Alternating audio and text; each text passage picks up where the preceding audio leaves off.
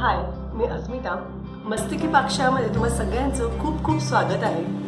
आज आपण नारळाच्या वड्या करणार आहोत. नारळाच्या वड्या कोणाला आवडत नाही, सगळ्यांना आवडतात. पण काय होतं, बऱ्याचदा ते नारळाच्या वड्या करताना आपण ते दूध घालतो आणि मग ते दूध आटेपर्यंत बऱ्याच वेळा आपल्याला हलवत राहावं लागतं. त्यामुळे आपण करायचं कंटाळा होतो. म्हणूनच आज मी तुम्हाला अगदी झटपट 10 मिनिटात नारळाच्या वड्या कशा करायच्या हे दाखवणार आहे, काही ट्रिक्स वापरून.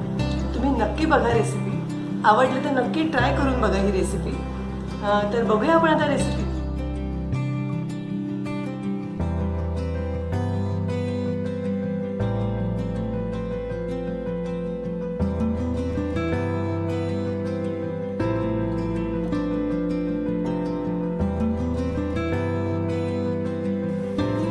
नारळाच्या वड्या करण्यासाठी सगळ्यात आधी आपण ज्या ट्रेमध्ये किंवा ताटात आपल्याला या वड्या थापायच्या आहेत त्याला आपण व्यवस्थित तूप लावून ग्रीस करून घेऊया. आता एका मायक्रोवेव्ह सेफ बाउलमध्ये मी एका नारळाचा चव घेते. तो साधारण 1.5 वाटी चव आहे.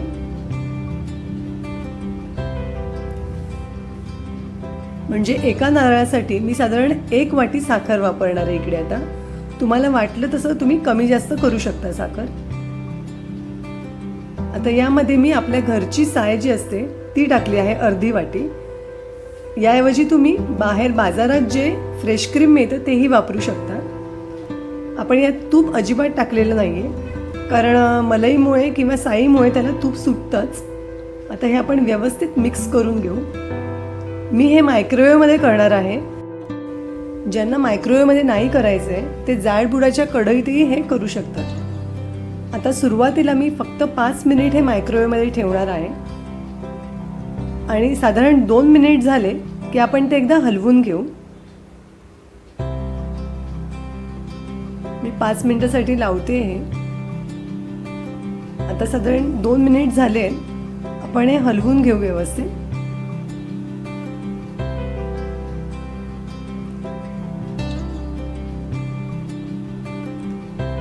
आता उरलेले 3 मिनिट आपण परत हे मायक्रोवेव्ह करून घेऊ. आता पहिले 5 मिनिट आपलं हे करून झाले. मी आता हे काढून घेते. आता साखर याची छान विरघळली आहे. आता यामध्ये आपण वेलची पावडर आणि मिल्क पावडर टाकून घेऊ. मी अर्धी वाटी मिल्क पावडर घेतली आहे इथे. ही शुगर फ्री मिल्क पावडर आहे.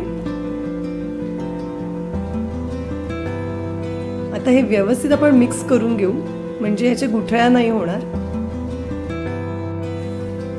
आपण कढईत जरी करणार असाल तरी आपल्याला साखर विरघळली की वेलची पावडर आणि मिल्क पावडर टाकायची आहे. आता मी परत एकदा हे व्यवस्थित मिक्स करून त्याला 5 मिनिट मायक्रोवेव्ह करणार आहे आणि 2 किंवा 2.5 मिनिटांनी आपण पुन्हा एकदा ते मध्ये हलवून घेणार आहोत. म्हणजे अगदी 10 मिनिटात ही वडी होते मायक्रोवेव्हमध्ये. ते व्यवस्थित मिक्स झालं आहे. मी मायक्रोवेव्हमध्ये परत हे 5 मिनिटासाठी ठेवते.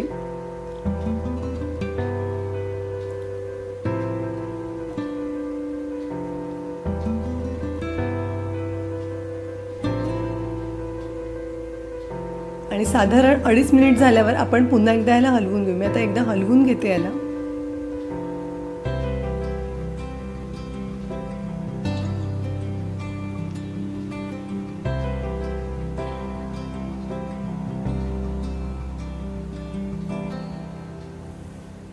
आता उरलेले 2.5 मिनिट आपण याला मायक्रोवेव्ह करून घेऊ.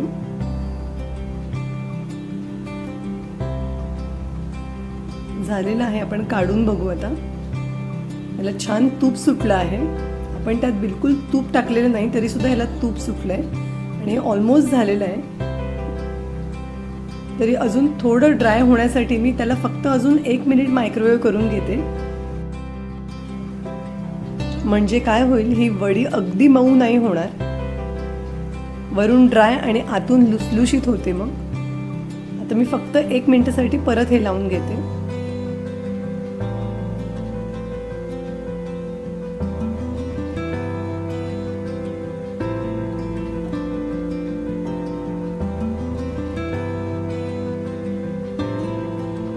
काढून घेते मी आता. झालेलं आहे. येस, परफेक्ट झालेलं आहे, एकदम व्यवस्थित ड्राय झालेलं आहे. आता आपण जे ग्रीस केलेलं ट्रे होता त्यात मी हे काढून घेते.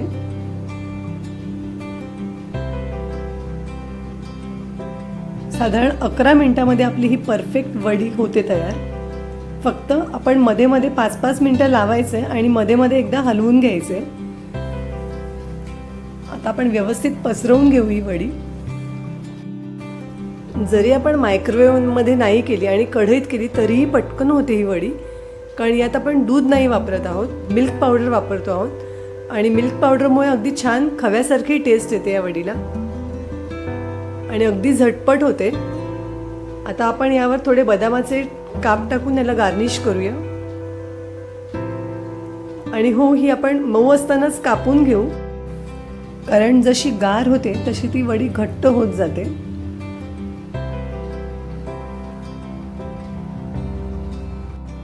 आता साधारण 1 तास आपण याला थंड होण्यासाठी ठेवून देऊ. आता 1 तास झालेला आहे. मी काढून बघते, एकदम परफेक्ट निघते आहे वडी. छान झाल्या आहेत वड्या, बाहेरून एकदम ड्राय आहेत, अजिबात चिकट लागत नाही आहेत आणि अगदी झटपट होतात. सगळ्यांना खूप आवडतात. आपल्या वड्या रेडी आहेत आता. तर कशी वाटली तुम्हाला आजची रेसिपी? आवडली असेल तर नक्की माझ्या चॅनलला सबस्क्राईब करा, बेल आयकॉनवर क्लिक करा, हा व्हिडिओ लाईक करा आणि हा व्हिडिओ आपल्या मित्रमैत्रिणींसोबत नक्की शेअर करा. थँक्यू.